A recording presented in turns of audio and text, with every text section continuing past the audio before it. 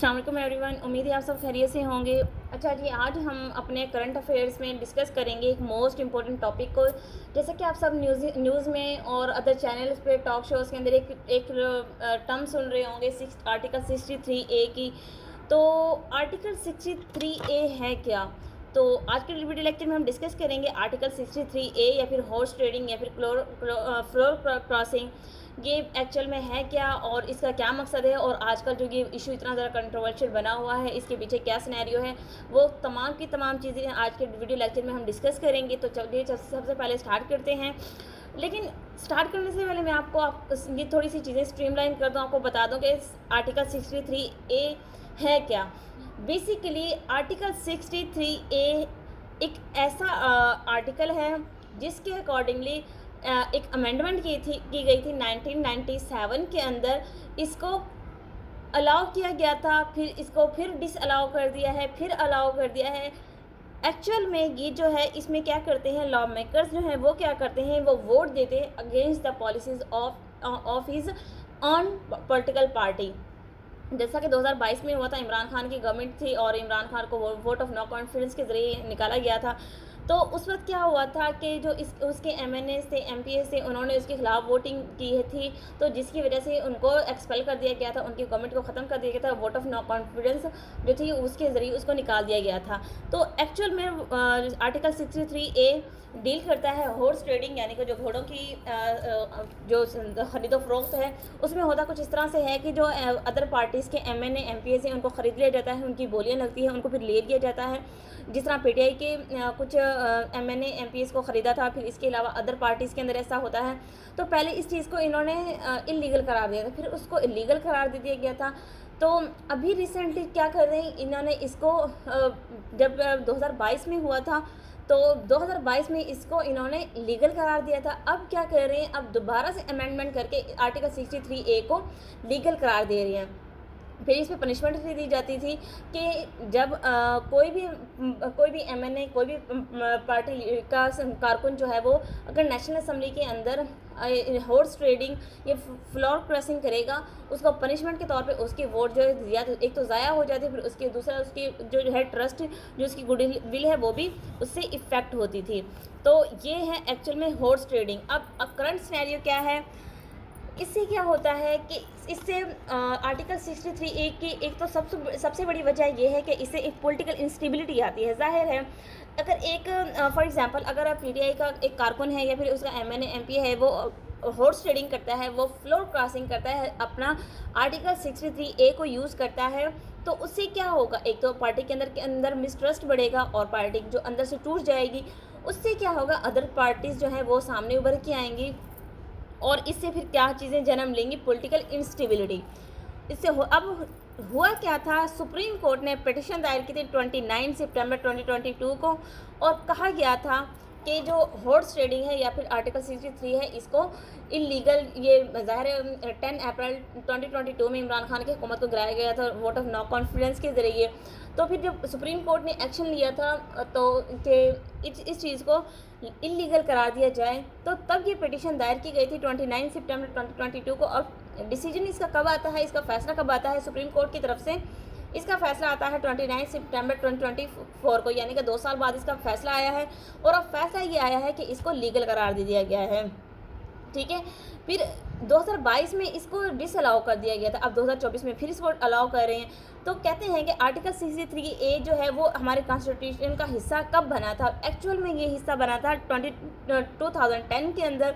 Parliamentary form of government में ये लाजमी होता है, क्योंकि यहाँ पे अगर कोई भी प्राइम मिनिस्टर अपनी ड्यूटीज़ को सही से नहीं निभा पा रहा, तो उसको वोट ऑफ नो कॉन्फिडेंस ज़रिए निकाला जा सकता है। जिस तरह इमरान खान की हुकूमत को ख़त्म किया था इन्होंने, तो कहते थे कि इससे पहले कोई भी सख्ती नहीं थी, कोई रोक टोक नहीं थी फ्लोर क्रॉसिंग पे। बट 2010 के अंदर इसको ना सिर्फ अपने कॉन्स्टिट्यूशन का हिस्सा बनाया, बल्कि फैसले दिए थे कि इस चीज़ को इलीगल करार दिया जाए।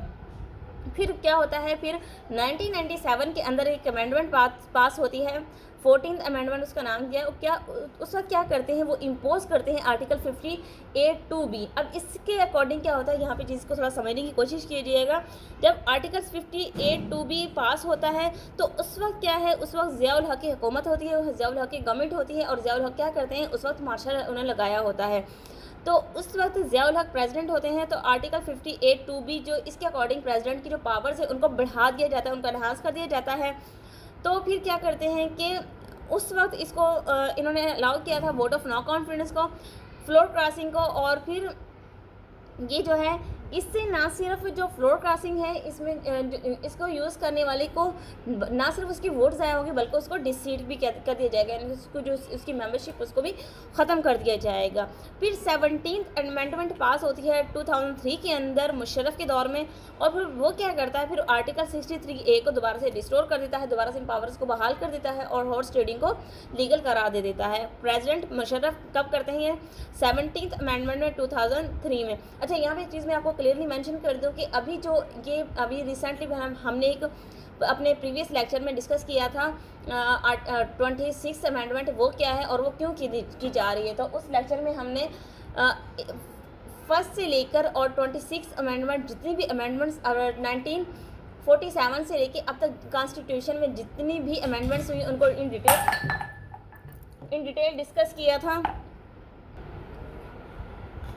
तो उस वीडियो लेक्चर में हमने क्या किया था, हमने चीज़ें डिस्कस की थी और वहाँ पे हमने क्लियरली देखा था कि एक तो होती है अमेंडमेंट 14th अमेंडमेंट थी जिसमें इसको डिस्पेंड किया गया था, और फिर जब 17th अमेंडमेंट होती है, यानी कि समझ लेंगे पॉलिटिकल साइंस या करंट अफेयर पाकिस्तान अफेयर में इस तरह का क्वेश्चन आ सकता है जिसमें अमेंडमेंट्स के बारे में पूछा जा सकता है। इसलिए इस बार 2025 के PMS और CSS के एग्ज़ाम्स में आपने इस क्वेश्चन को लाजमी प्रिपेयर करना है, हर डायमेंशंस के साथ।